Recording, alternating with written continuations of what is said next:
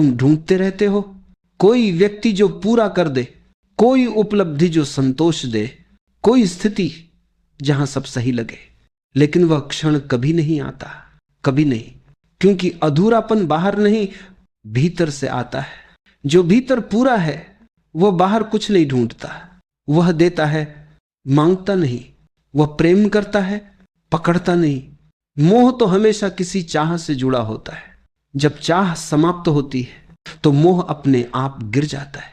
पर मन डरता है क्योंकि उसे लगता है मोह चला गया तो जीवन खाली हो जाएगा। लेकिन जो ये छलांग लगा लेता है वह देखता है जहां मोह समाप्त हुआ वहीं पहली बार प्रेम जन्मा।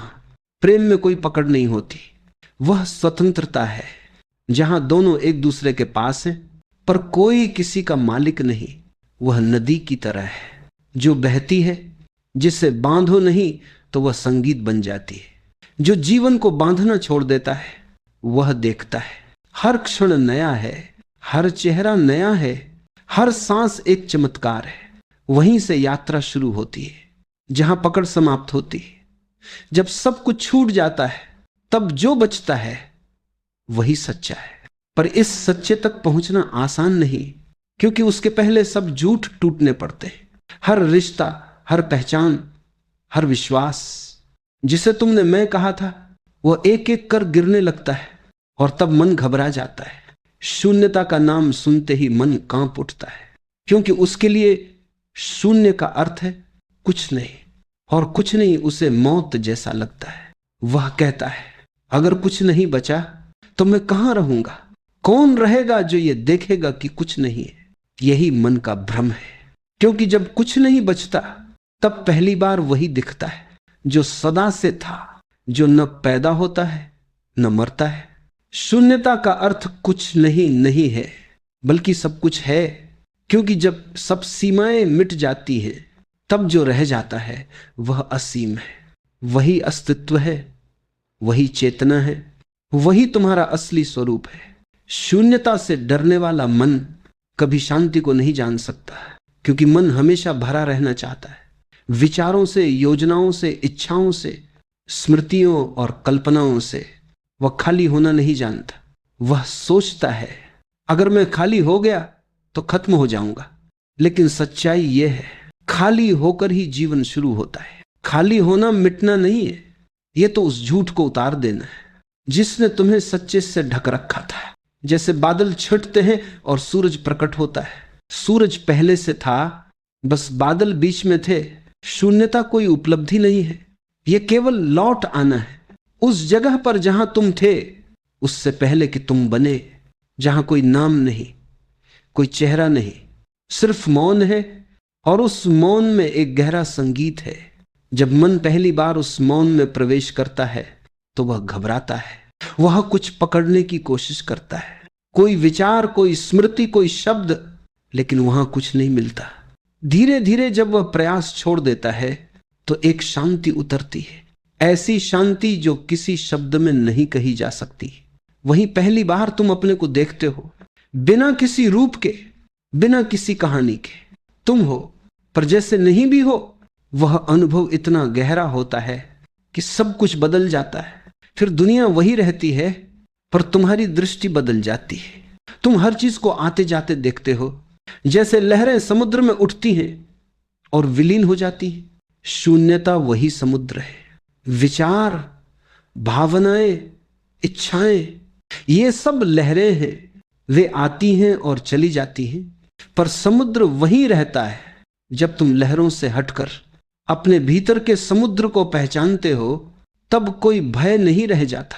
शून्यता में भय भी घुल जाता है, क्योंकि भय हमेशा किसी वस्तु से जुड़ा होता है।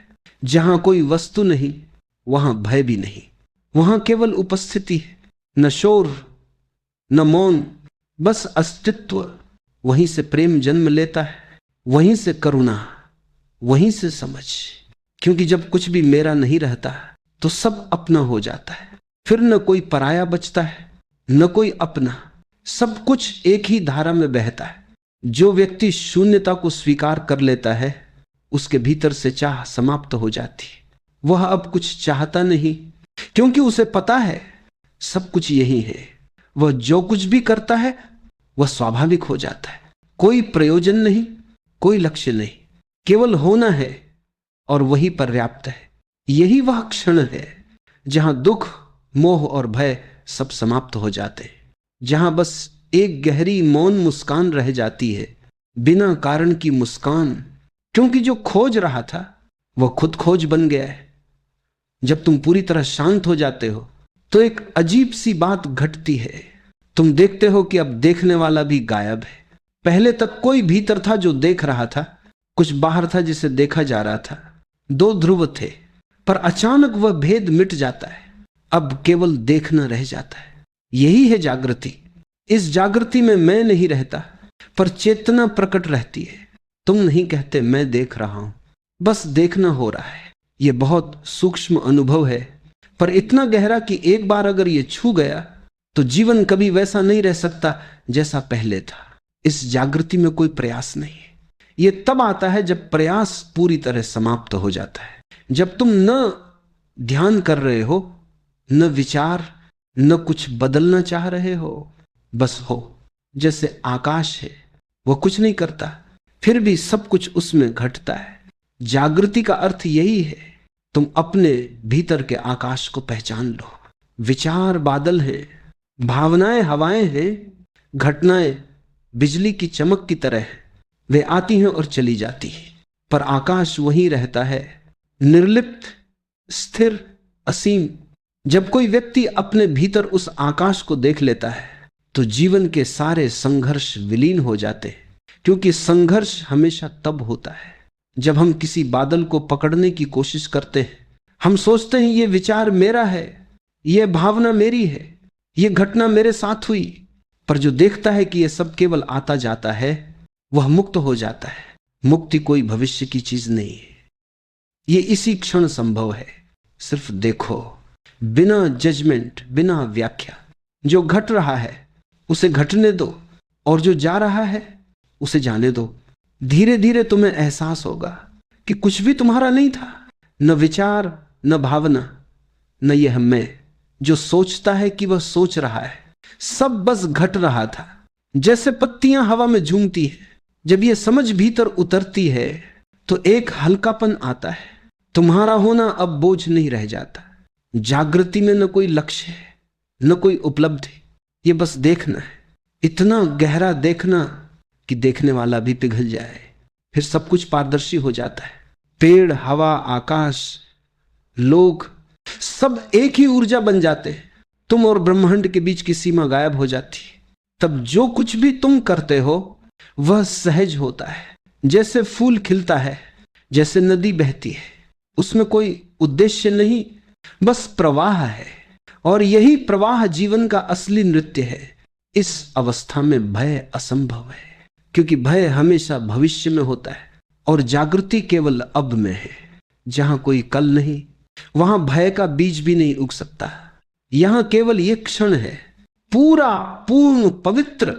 जो व्यक्ति इस क्षण में जी लेता है वह मुक्त हो जाता है, क्योंकि उसने पहचान लिया कि जीवन कभी कल में नहीं था। हर सांस, हर धड़कन, हर अनुभव अभी है, और यही अभी ही तो परम सत्य है। धीरे धीरे जब यह समझ स्थायी हो जाती है तो हर चीज में एक प्रकाश झलकने लगता है। साधारण चीजें भी अद्भुत लगने लगती हैं। एक पत्ता गिरता है और उसमें भी ब्रह्मांड झलकता है। एक मुस्कान, एक मौन, एक हवा का झोंका, सब कुछ पवित्र हो जाता है, क्योंकि अब देखने वाला कोई व्यक्ति नहीं, बल्कि स्वयं अस्तित्व देख रहा है। वही जो सब जगह है, वही जो अनंत है। यहीं से जीवन की असली यात्रा शुरू होती है। अब कोई खोज नहीं, अब कोई प्रश्न नहीं, केवल होना है, और उसी होने में सब उत्तर समाये।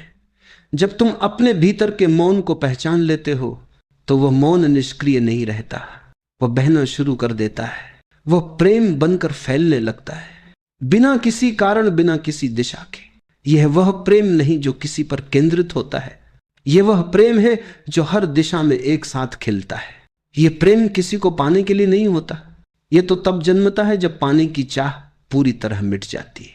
तब जो कुछ भी बचता है वह शुद्ध देना है। ये देना कोई दान नहीं, कोई त्याग नहीं, ये तो स्वाभाविक प्रवाह है। जैसे सूरज रोशनी देता है, जैसे फूल खुशबू फैलाता है। जागृत व्यक्ति प्रेम करता नहीं, वह प्रेम है। उसका हर शब्द, हर दृष्टि, हर स्पर्श एक अनकहा संदेश बन जाता है कि मैं तुम्हारे भीतर हूं और तुम मेरे भीतर। यह प्रेम किसी संबंध पर आधारित नहीं होता, यह किसी को बांधता नहीं, न किसी से उम्मीद करता है, क्योंकि इसमें मैं ही नहीं बचता। जो उम्मीद करे, जब मैं समाप्त होता है तभी प्रेम शुरू होता है। प्रेम तब तक असली नहीं हो सकता जब तक उसमें कोई चाह छिपी हो। जब तक तुम कहो मुझे प्यार दो, तब तक तुम भीख मांग रहे हो। लेकिन जब भीतर इतना भराव आ जाता है कि अब कुछ और चाहिए ही नहीं, तब प्रेम अपने आप बहता है। वह नदी बन जाता है जो जहां भी बहती है वहां जीवन आ जाता है। ऐसा प्रेम किसी विशेष व्यक्ति के लिए नहीं होता, वह अस्तित्व के लिए होता है। हर जीव में, हर पेड़ में, हर धूल के कण में तुम अपने आप को पहचानने लगते हो। अब कोई दूसरा नहीं बचता। तुम जिसको देखते हो वह भी तुम ही हो, बस दूसरे रूप में। यहीं से करुणा जन्म लेती है। करुणा दया नहीं है, दया ऊपर से आती है, मानो कोई नीचे वाले पर कृपा कर रहा हो। करुणा भीतर से उठती है, क्योंकि अब तुम जानते हो कि जो दूसरे के साथ घट रहा है वह तुम्हारे भीतर भी घट रहा है। जब कोई दुखी होता है तो तुम्हारा हृदय अपने आप उस तरंग को महसूस करता है। तुम उसके दुख में डूबते नहीं, पर उसे समझते हो। तुम्हारी उपस्थिति ही उसकी शांति बन जाती है। तुम कुछ कहते नहीं, फिर भी बहुत कुछ कह दिया जाता है। यही करुणा का चमत्कार है। वह शब्दों से परे होती है, वह मौन में बोलती है। और यह मौन किसी को सिखाता नहीं, बस उसे याद दिलाता है कि वह भी उसी स्रोत से आया है जहां से तुम आए हो। जो व्यक्ति प्रेम और करुणा में जीने लगता है, उसके लिए संसार अब संघर्ष नहीं रह जाता। अब वह किसी के खिलाफ नहीं है। वह जानता है हर व्यक्ति उसी रास्ते पर है जिस पर उसे होना चाहिए। हर आत्मा अपने ढंग से जाग रही है। किसी को जल्दी है, किसी को समय लगेगा, पर अंत सबका एक ही है।